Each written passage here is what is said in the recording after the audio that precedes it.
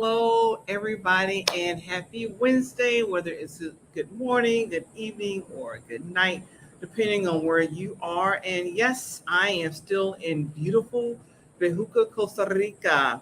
My last Wednesday here, at least for this trip, definitely coming back.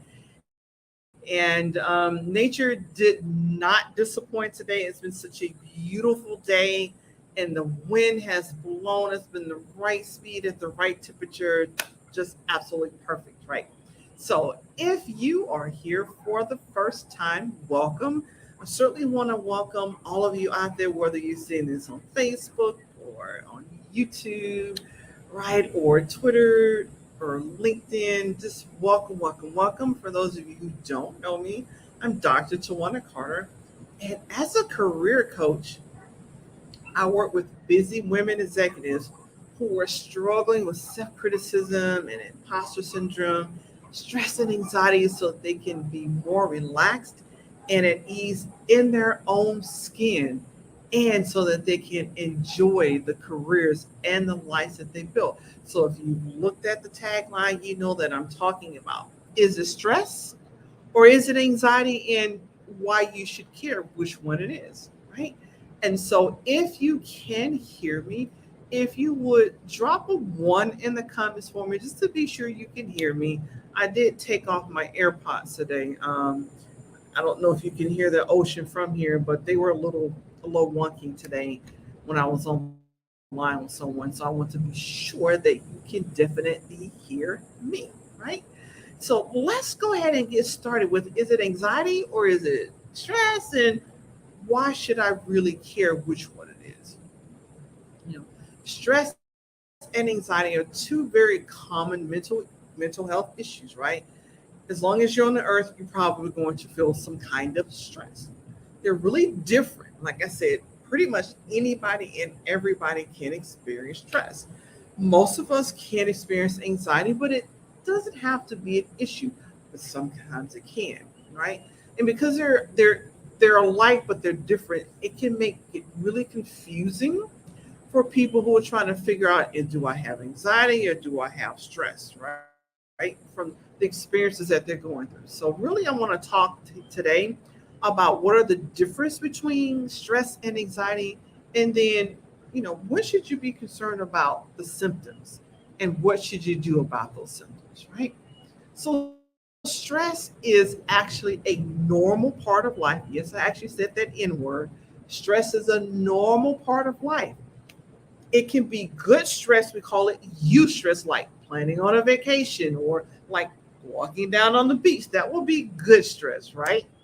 Or it could be bad, quote unquote, bad stress. We call it stress, and typically when we're what we're calling stress, we've actually shortened it from distress, but it's actually distress, not just stress. So eustress is good, bad is distress, and it just depends on the way that you react to the situations around you.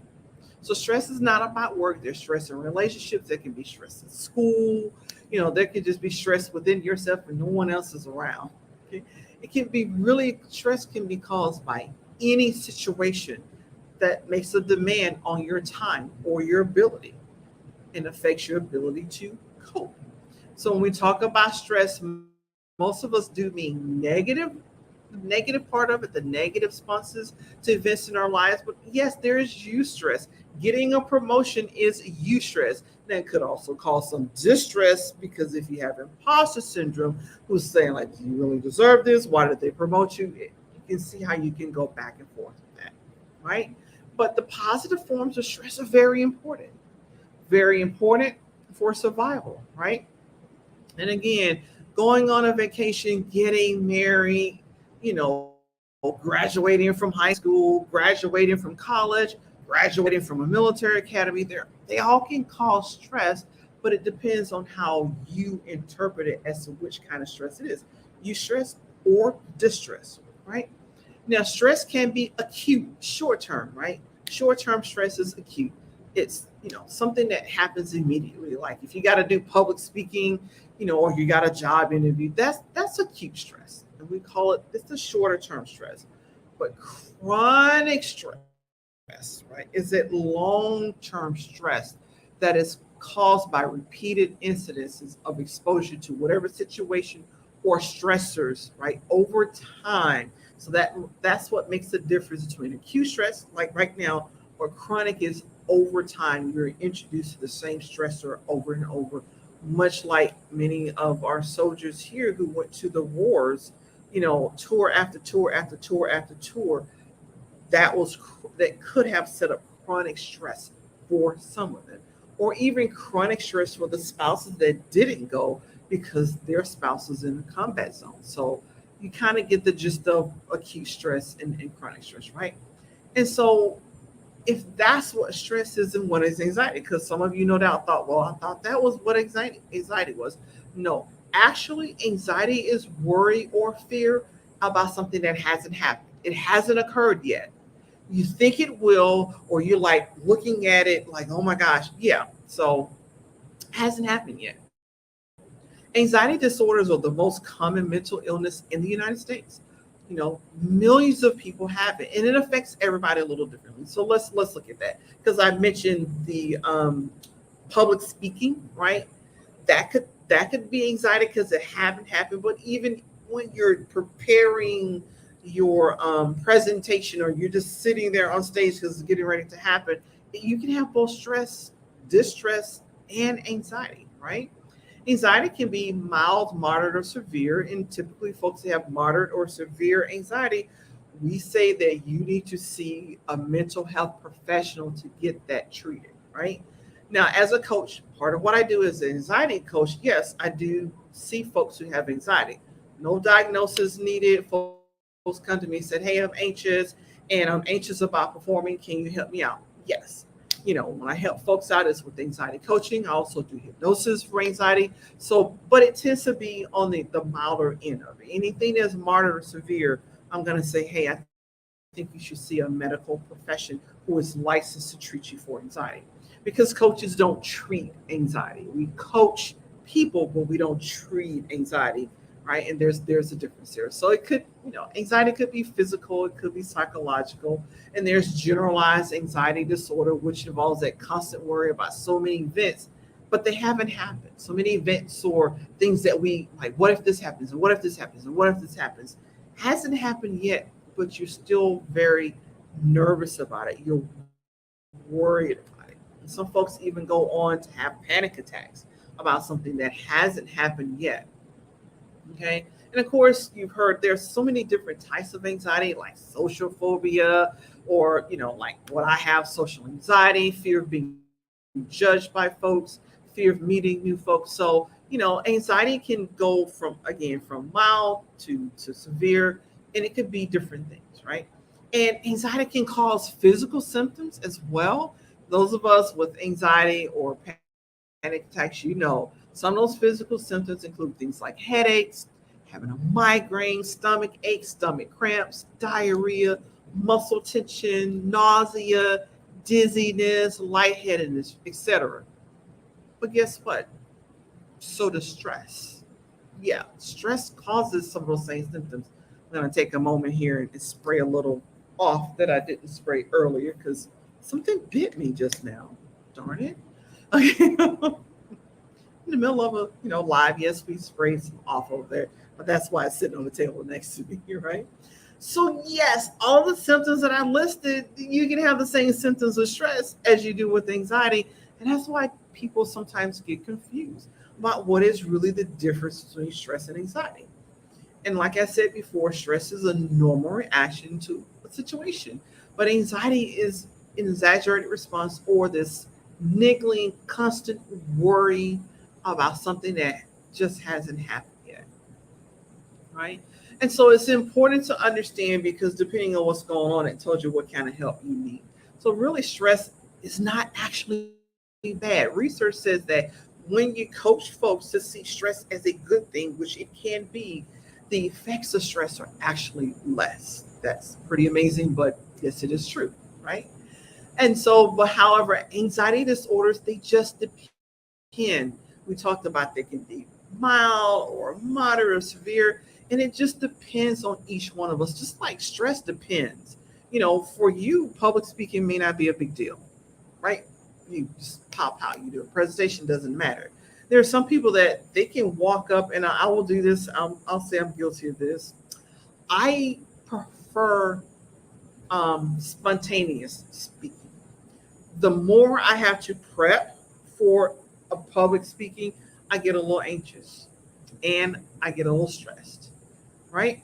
And obviously I'm able to overcome it because I'm able to do this.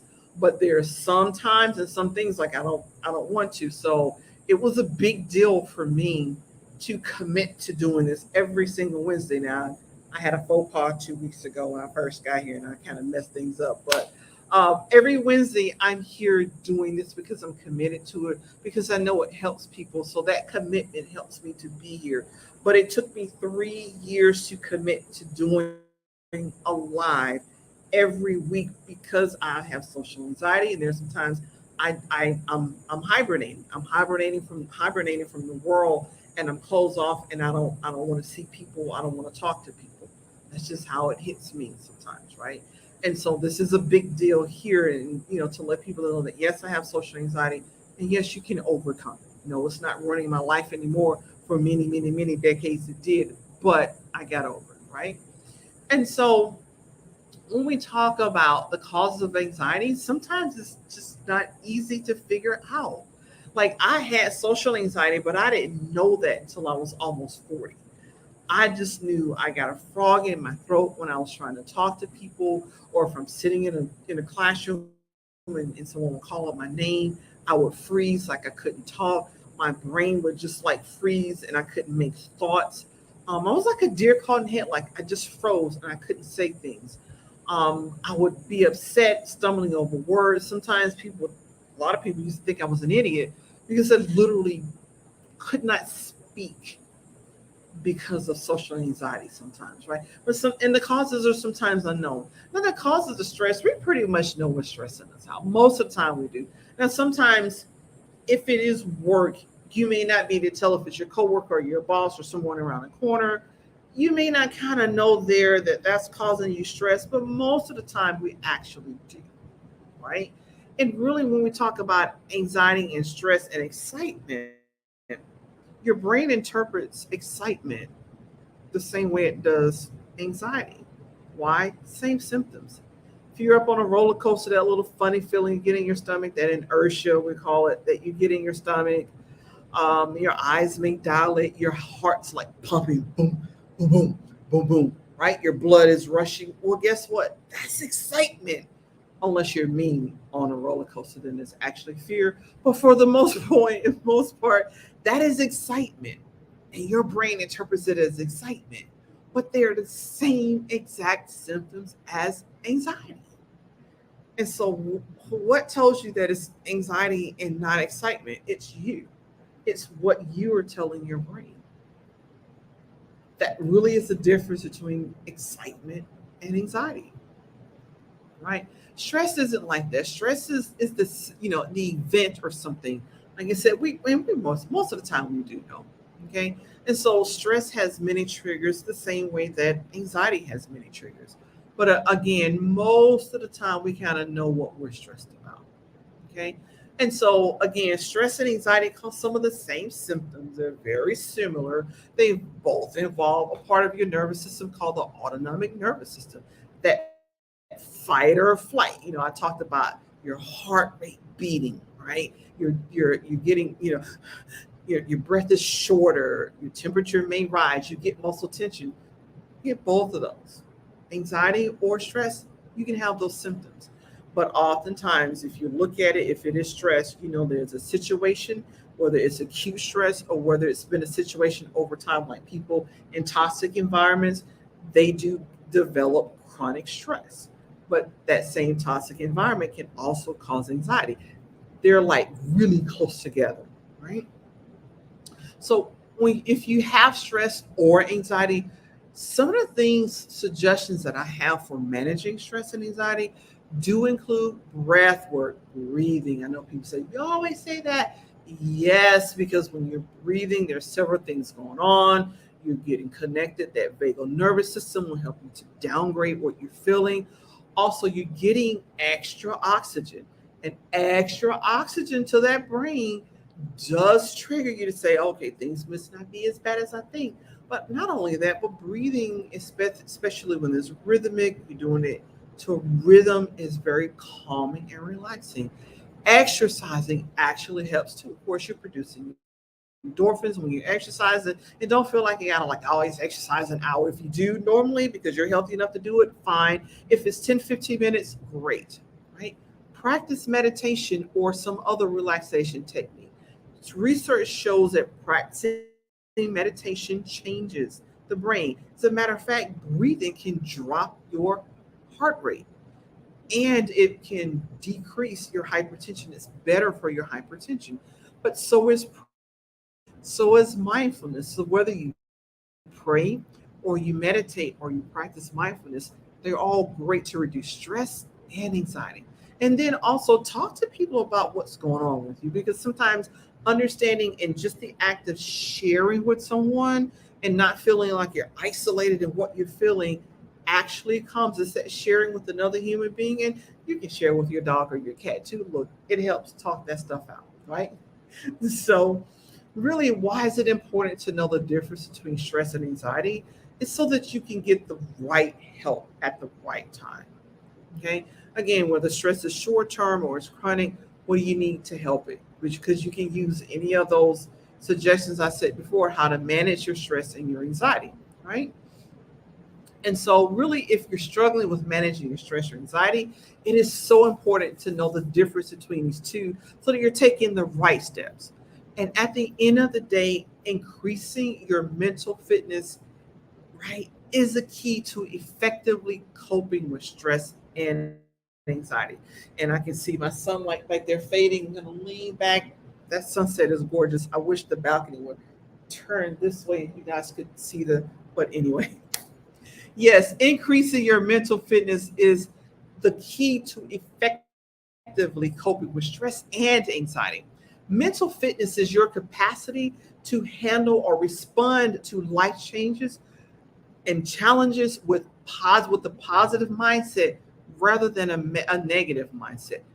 Building your mental fitness actually results in you thriving in the midst of the demands and the pace of the 21st century. Just so much stuff going on, right? And that's this what this does is allows you to easily overcome stress, anxiety, imposter syndrome, self-sabotage, burnout, overwhelm, all of that. Yes, increasing and improving your mental fitness helps with all of it, which means that you're able to achieve clarity of mind and take purposeful actions so that you can find that peace in the midst of chaos.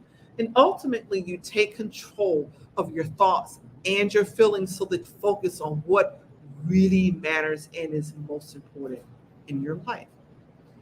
When you build your mental fitness, and you can do that with just easy, doable steps, right? But it results in spending more of your time at your peak performance because you're in flow, right?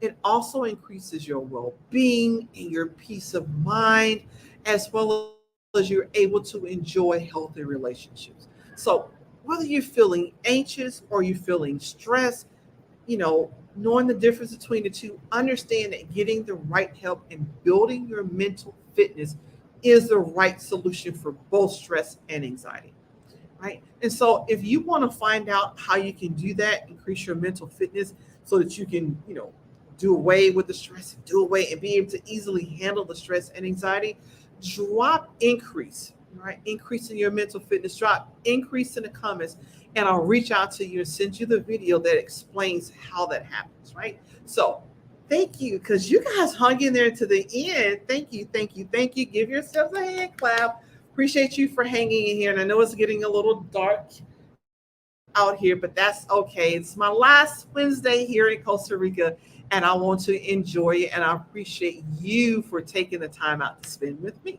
So I'm going to say goodbye and take care.